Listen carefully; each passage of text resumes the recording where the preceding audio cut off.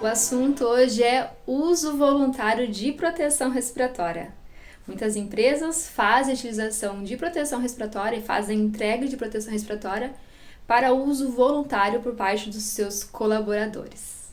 Então vamos partir do princípio que esse ambiente não gera nenhum risco respiratório para as pessoas expostas. Dessa forma, o uso sim pode ser voluntário e normalmente a empresa aplica essa medida quando tem algum grupo de pessoas que prefere utilizar proteção respiratória porque se sentem incomodadas ou algum desconforto naquela exposição, mesmo que as concentrações não gerem nenhum risco para a sua saúde, tá? Ou também algumas empresas preferem entregar proteção respiratória voluntariamente por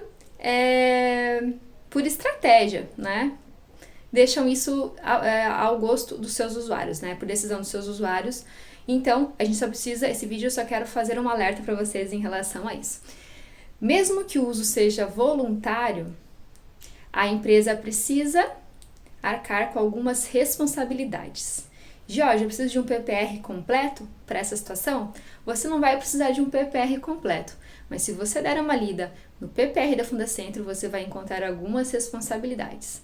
E essas responsabilidades, algumas delas você já deve estar tratando de forma aleatória. Então, o que o PPR pede é para que você pegue esses procedimentos, né, e organize também em forma de documentos. Se você já está aplicando os procedimentos, você só precisa organizar isso.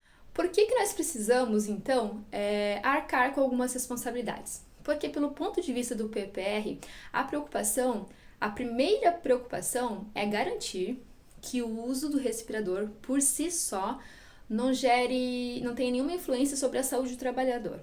Como assim, Georgia, o respirador ter alguma influência sobre a saúde do trabalhador?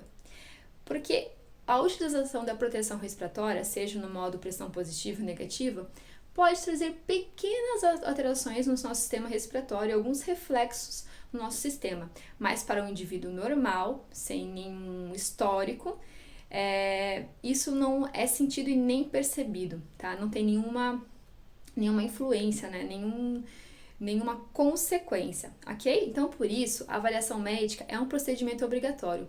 Aquela pessoa que está usando proteção respiratória, a gente precisa saber se ela está apta a usar a proteção respiratória, pelo ponto de vista da saúde, pelo histórico da saúde dela, pelas questões individuais daquela pessoa. Então, sempre partimos desse ponto. Outra questão também é garantir que ela use de forma correta, porque se ela estiver utilizando de forma errada, isso também pode trazer algum agravamento para a saúde dela, tá?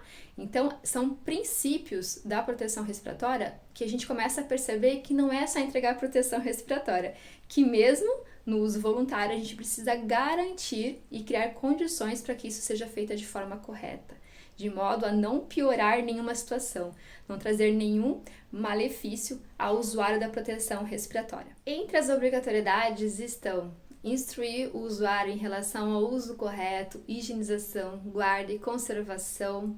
Esse colaborador tem que passar por avaliação médica, né, como a gente já comentou, o motivo e a importância desse procedimento.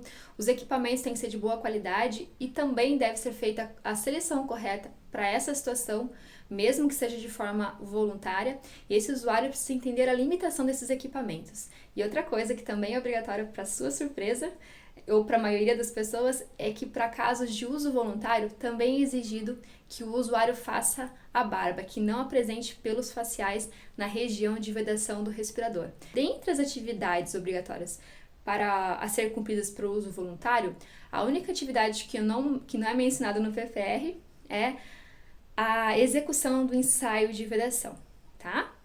Você pode fazer? Pode. É obrigatório? Para essa situação, não, tá? Então, fique atento às obrigatoriedades em relação ao uso voluntário, porque provavelmente a empresa ou desconhece desses procedimentos ou já está aplicando e só precisa formalizar escrevendo um procedimento, gerando aí um PPR um pouco mais compacto.